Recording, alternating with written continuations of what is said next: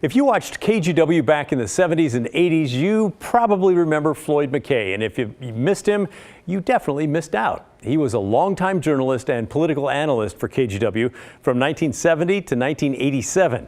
He died earlier this month in Seattle at the age of 86.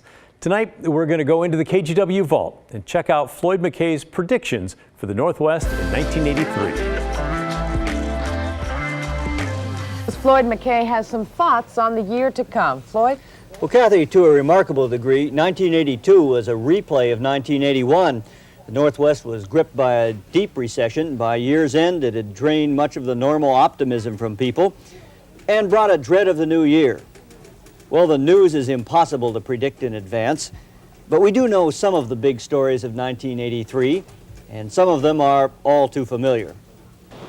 The economy will continue to dominate news in this region, especially for those who are unemployed or who fear layoff. The financial problems of the Washington public power supply system might be resolved, but the solution will have a lasting impact on the entire region for generations.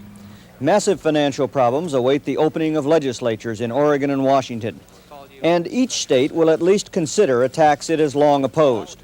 In Oregon, the sales tax. In Washington, the income tax.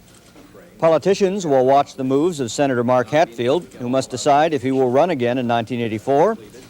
And in Washington, contenders for Governor John Spellman's job will begin making their moves. The worst specter hanging over the region as the year opens is a natural disaster waiting to happen. Spirit Lake is dammed but ready to explode, spreading mud over an area still recovering from the 1980 volcanic explosion. Some of the good news of 1983 will spring from opening a new Columbia River bridge. But much of it will come from the people themselves, the unbeatable spirit of the people, tested by adversity but always hopeful for the future. And that's Kaleidoscope 82. Thanks for joining us tonight. And from all of us at News 8, may 1983 be a good year for you. Good night.